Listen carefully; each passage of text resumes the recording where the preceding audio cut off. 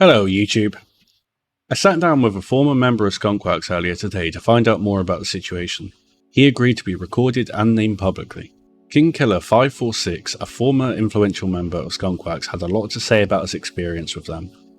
Now, I want you all to make up your own opinion after hearing everything he has to say, and I strongly discourage anyone from targeting him if they do disagree. He only wants the truth to be known about Skunkworks. But go check out his YouTube channel. His channel will be tagged down below. So let's get into this, shall we? So, what was your role within Skunkworks?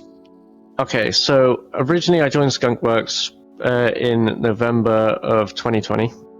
I was a low rank back then, like literally first new joiner, and then the Badger Battalion was formed under the leader of the Badger Battalion. And I quickly joined that and went through their basic training, which was long. And then became a squad leader originally. The amount of work I put into because Badger Battalion was obviously it's a FPS military sort of setup. So like, imagine your Marines. That's what we did. I did a lot of admin work and like stuff like that, just off my own back, and I got promoted to NCOIC of the Badger Battalion, so second in command. Yeah. Which was still low in Skunkworks hierarchy. But you've been given some kind of trust and responsibility.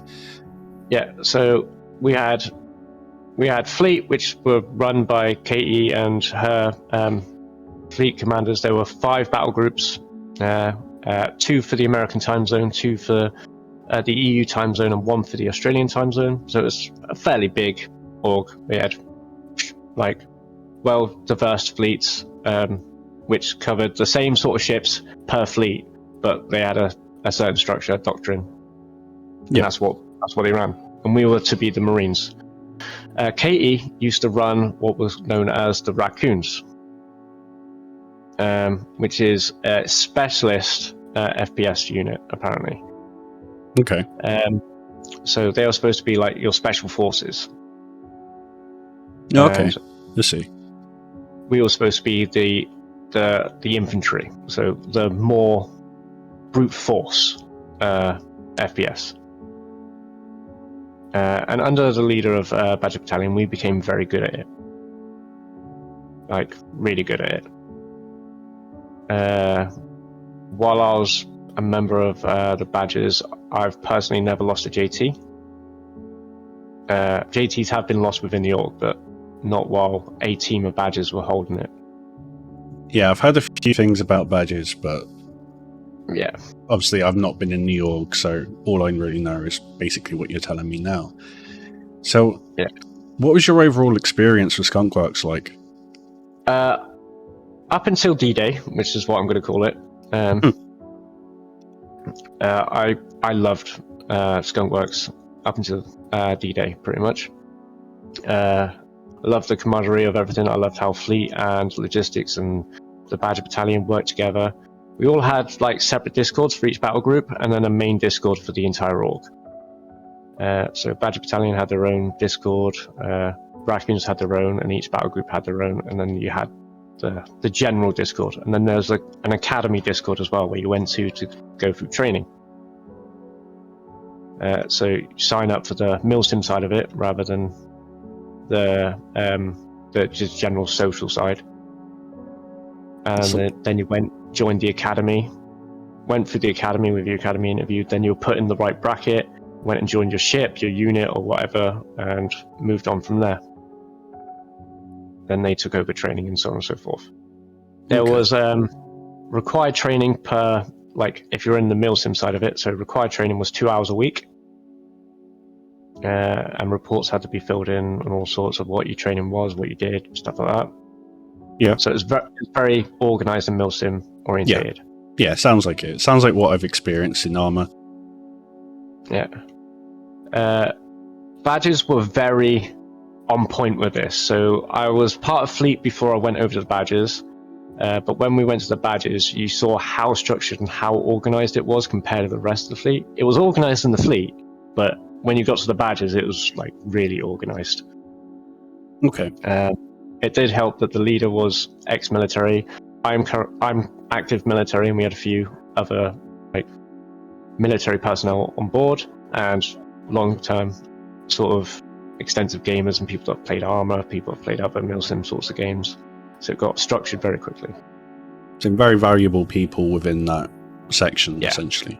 Okay. I eventually, when I became NCOIC, I also became the head trainer, pretty much. Every squad leader was like allowed to train their troops and stuff, but I was writing courses and stuff like that for various things throughout the game. Like we had a different course for different like branch roles. I won't go into specifics because obviously doctrine and stuff like that, and I don't want things getting leaked which don't need to be leaked. But we had a very extensive training program for all our badges, and it was all going fine pretty much. There's a little bit of like nitpicky every now and then when we did something and they went, oh, you can't do that, Fleet needs to do that, so we go, all right, we'll ask Fleet to do it, and then Fleet don't turn up, and so a bit of that, but it wasn't massive, it wasn't anything serious at the time, or anything like that. Well, it wasn't serious at all really. It's like Fleet didn't mind too much because they weren't available, and Fighter didn't mind too much because they weren't available, but KE brought up subjects, went, you can't do that because that's what we do, and forced us to stop using it. Like we weren't allowed to call marksmen snipers anymore because snipers were raccoons, but they did the same job. That's a weird way of doing it. Yeah, it was nitpicky stuff like that she picked up originally. Now I will say this, the leader of the Badger Battalion used to be a raccoon, and he tried to make their training more efficient while within the raccoons, which is KE's thing. His whole thing was the raccoons. Okay. So he tried to make training more efficient, as in better tactics, better situational awareness, better overall general milsim sort of stuff. And she basically turned around to him and said, well, if you want to do that, you can like set up the infantry. Now, bear in mind, this wasn't the first attempt at starting an infantry within Skunkworks. Every other attempt failed. However, when this was put forward and he started setting up the infantry, it went viral throughout Skunkworks. We got 100 plus members in under a week. Wow. Yeah. I did most of their basics. Not all of them, but most of their basics. It was extensive. Yeah, so we got 100 plus members in like under a week, and it kept growing. Oh, wow. That's how it's kind of formed. And like badges always play together. So if we were online, although we had a mandatory 2 hours training per week, we were training every day.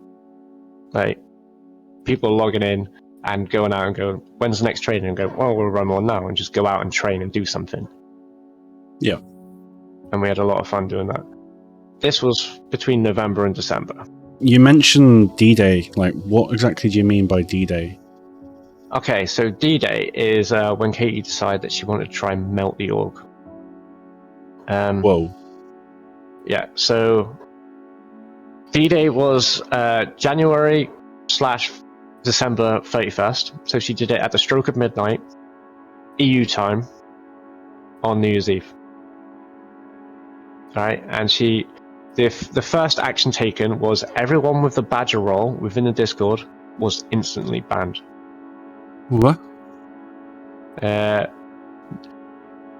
only reason we can gather is we were an FPS unit, she was running an FPS unit, and what we were putting out was better than what she was putting out. Because they were supposed to be running search and rescue. They had a 2-hour response time, we had a 15-minute response time. We started a thing called QRF, Quick Reaction Force. Actually, no, sorry, that started in Phoenix. That's a little bit later down the line. So they were supposed to do search and rescue, like pick badges up, clear crime stat, pick people up, clear crime stats, stuff like that. as a advanced special forces unit, but they took too long to respond, so badgers just kind of stepped in off their own cuff and go, right, someone needs help, we'll go help them. As you would as a good org member, you'd go, well, we can do it. She didn't like that. So stuff like that got frowned upon. And other things we were doing, because we were putting out a lot of events and doing a lot of FBS events and stuff like that, and we were organising things left, right and centre, and incorporating fleet, incorporating fighter when we could, to have these big scale battles and stuff like that, and trying to organise stuff with other orgs. And on D-Day she basically just like deleted everyone with the Badger role in one fell swoop, then tried to systematically melt the rest of the org, because it wasn't just the Badger she was getting rid of, she just did that in one hit. Everyone with the Badger role instantly banned. And then she was deleting other people. The places she left alone was her one battle group, the battle group she was in, which is Altair. Altair. And Terry's was the other one. So battle group Altair was the EU battle group that she was part of, and it was her team sort of commander and all that. Used to play with her all the time. It's the flagship featured in most of the videos before she formed the Raccoons. It's those people. So that was what was left alone, and systematically she was trying to delete the rest of the org.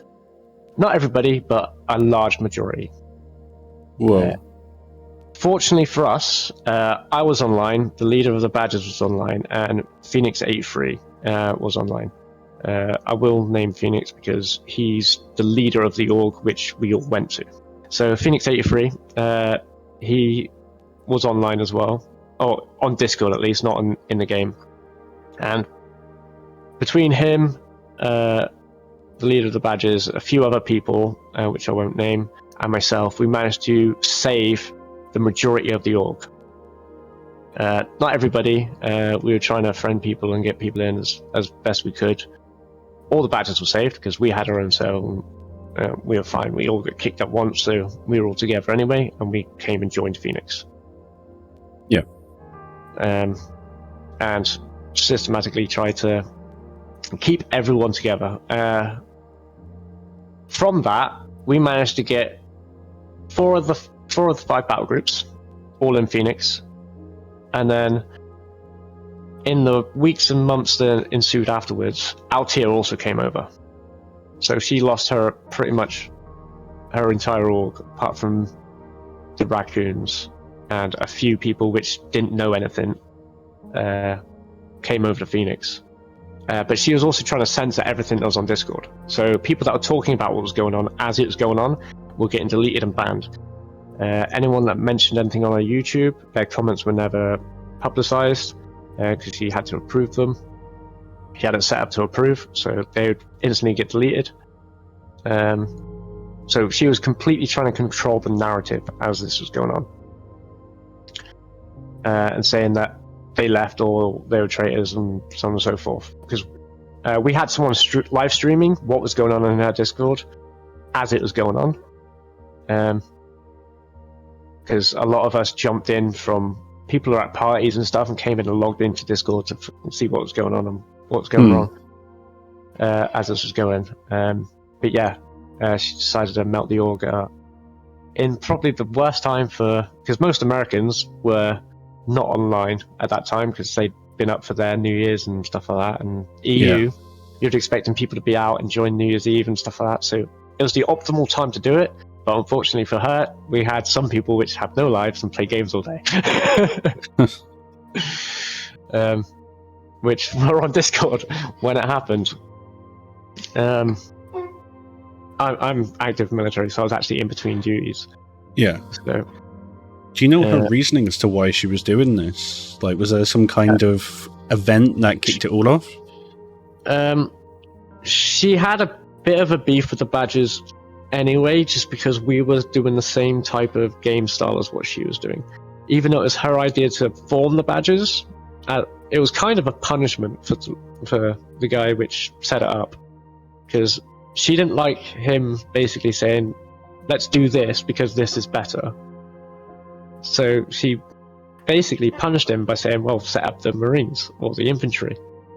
And when he did it, and it went really well, better than expected, she's always kind of had a beef with us. So that bit I understand, but the rest of the org, I have no idea why. But yeah, she tried to systematically melt the org. Phoenix does try to keep good relations between orgs, even after all the hostilities and stuff like that went on. So he remained in her Discord and kept open conversations and stuff like that with them. I don't particularly have a beef with Katie herself. I mean, it's shitty what she did. Sorry if I'm not allowed to swear or anything. Say what you want. Yeah, so yeah, it's shitty what she did. But at the end of the day, I just want to play with my friends and have fun, do the Milsim thing. Yeah.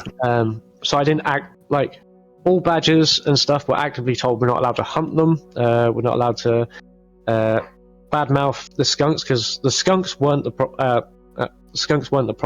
The raccoons weren't the problem. It was Katie had an issue and she took it out on everyone in the Discord. I don't know if it's to do with any sort of stress in her life or mental illness or alcohol abuse or anything like that. I have no idea why she did it. Some other people might have a better idea on that matter. I can't really comment, but yeah. I was present for the D-Day event, and I was one of the ones responsible for actually helping save people from that event to keep them all together. However, I have since left Phoenix due to some other conflicts with management within there. Nothing to do with Phoenix himself. He's a great guy. It was his second in command, which has since left. Anyway, I had issues with him, and I left for that reason. You kind of touched on your interaction with Kate, but what was it like in general? Was it positive? Was it negative? Was it like a mixed? Okay, so if you talk to her like comms to comms sort of thing, I was about to say face to face, but not actually matter. Yeah, so if you talk to her in comms, she's happy, she'll chat to you, she seems very nice. That's what she does when she's not talking to you and she's very two-faced, sort of thing. Right. And you get that because she'll say something and she'll immediately go back on it and do something else. That's what my experiences with her personally are. Okay. I believe that the raccoons are a glorified film crew. They're just there to make her look good. Okay, so the raccoons only exist for content purposes, really.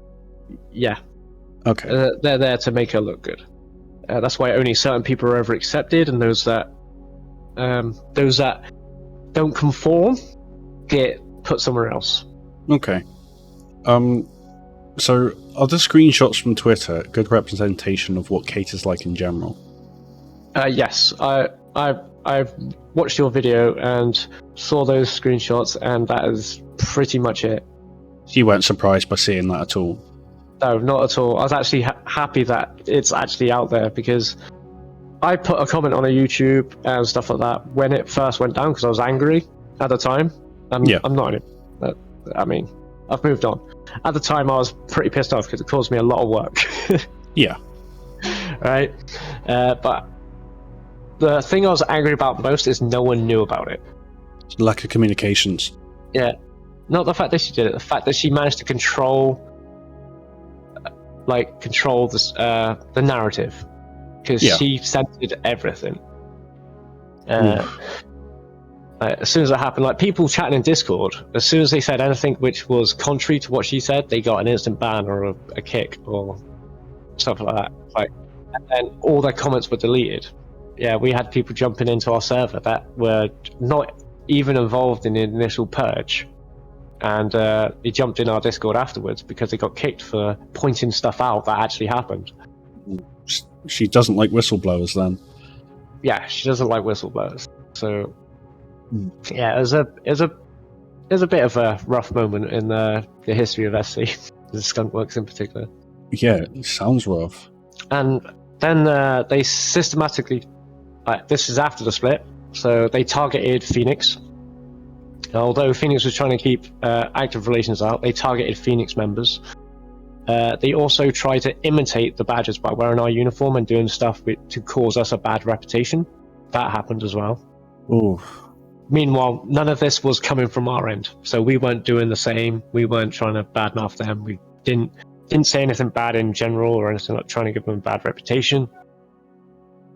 The only people we spoke to pretty much about things which went down were within Skunkworks or within Phoenix. It was very closed house. So what problems did you find with Skunkworks, and how would you improve them? They had, well, I'd take Katie out of the leadership roster. Okay. That would improve it tenfold. If you just remove her from leadership and put someone else there, and make sure she has no control over any of the discords, it will be 100% better, because she couldn't have a meltdown and do the same thing again. I've heard that she also did a similar thing in Dead Man's Sky. I'm not sure how true that is, but I heard she did a similar thing in Dead Man's Sky. And it's a pattern that she tends to get into every now and then. But their general military was really good. So they had your starting location, which was the social org, right, where everyone was. And then you sign up for the milsim side of it, then you go to the academy, go from the academy to your battle group, or your battalion, or your fight group. And then each were interlinked. So badges, we had our own server, which is where we trained and did our things, but each badger unit was assigned to a battle group. So we had our battle group server, plus the badger server, plus the fleet server, plus the social server. That's a lot of discords. It's a lot of discords, but it was very organized, so you knew exactly where everything was. Yeah, it's compartmentalized. So each battle group was obviously by time zone. The fleet server was obviously all time zones. The badger server was all time zones. And a few. So there's a few servers which are all time zones, but the battle group ones, they're the people you're going to be playing with most of the time. So you don't have to mute those when you go to sleep, because everyone else will be asleep. But yeah, it was very organized. Okay. And we had some great events as well. So, is it true that Kate has removed content creators for things like not uploading their footage to her before uploading to YouTube and/or streaming? Yes, she has done that. She has done that. I can't tell you exactly which content creators, but I have heard it whispered. Well, yeah, kind of whispered about in the Discords, saying they couldn't upload anything and stuff like that. I've heard people talk about it while we were within the same org, and it's not surprising that she's continued that trait in the Skunkworks after the fact that we left. Are these rules that people sign up for when they join? Is it made clear to new people? No, it was never on their Discord server rules. It's never in the org rules. It's just something that Katie does. Oh wow! It might be now, but it's been 2 years for me nearly. So it might be there now, but it was never there before. But it was happening before. So, is there anything else you'd like to say before we wrap this up? I know when D-Day happened, she lost half her patronage. It went down quickly. Wow. Yeah, which is probably why she's more stringent with people making content. I heard snippets here and there when I was in Skunkworks, but she might have nailed down on that a bit more heavily since she lost most of her patrons. They actively targeted Skunkworks, and you can tell that their training is not as good as what Phoenix is or the badges are, because they came in on a Phoenix server where, a jump town which Phoenix had a few members at. It wasn't. It was a few of our logistics fleet members, and they were playing with random people that they'd met on the server. So it wasn't an organized event. They just were at a jump town, and this is after we put our QRF in. So it was actually the first active QRF call that we got. It was in an EU time zone. So half the guys, because most of the badges are American. There's very few which are actually EU. So half the guys are American. and they attacked the JT where our Phoenix members, and they put in the call for a QRF response. Now you could tell that this was supposed to be for a video, so because they were coming in like fleets, Valkyries, making it all look fancy and stuff, and the QRF call came in, and the badges turned up, and we secured jump down in 15 minutes. So basically, the videos that we're seeing on YouTube that's coming from Kate, they're not a good representation of the org, and it's kind of like choreographed, is what it sounds like. Yeah, they're trying to make him look good. When it doesn't look good, she doesn't release a video.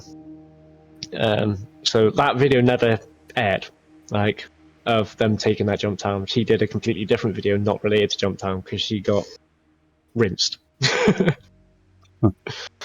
Like, absolutely rinsed. Like, so we had a guy at Badger. His video is on YouTube, but he wasn't a Badger at the time, but he joined Badgers from this video. So they were doing a jump down event, and they were making a video. So Skunkworks was making a video, and this guy, which later got added to the Badger roster, came in solo sniper and completely took out every single one of them. They had such poor reaction to fire tactics, and their video got cut short. And they went, "Oh, they did a jump down video, right?" But when he comes in, just before he gets there, the video finishes before it happens.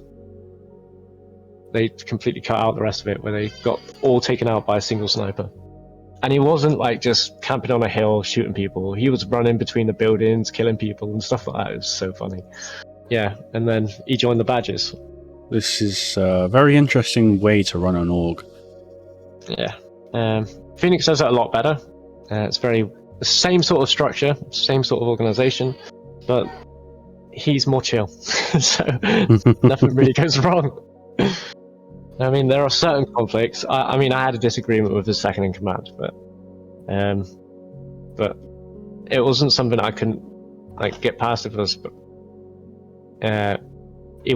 his second in command was a bit of a dick, and it was kind of realized later on after I left, and he got booted from the org anyway when that came to light. But Phoenix org in general is actually really good, and it's what Skunkworks should have been. But with Katie in control, it will never be that. Or anyone in control that's her puppet either. It will not be what it should be. It really does seem like she's putting, and it's kind of backed up with the screenshots, that she's putting content before the enjoyment of her org members. Yeah. Well, it's her income, her content. So she's forcing. Yeah, she doesn't work. YouTube is her income. So she's put it sounds like she's put all of her eggs in one basket. Yeah, pretty much. She's got nothing to fall back on, and that the pressure of running the org with it being linked to the content is what's causing the problems. Yeah, so her Patreon and her YouTube and all of her social stuff, as in media creation and stuff like that is her only form of income. As far as I'm aware, that's what I've been told. She's not told me that directly, but... So it's just rumour then? Yeah, it's just rumour. I can't confirm it, but other people might be able to confirm it. I just can't. Right. But yeah, she lost a lot of it when she purged Skunkworks. I was about to say Phoenix then, but they became Phoenix. So is there anything else that springs to mind? Not that springs to mind, no. Okay. Thank you very much for talking to me. It's been very insightful. And I really do hope things will improve within Skunkworks. Yeah, so do I.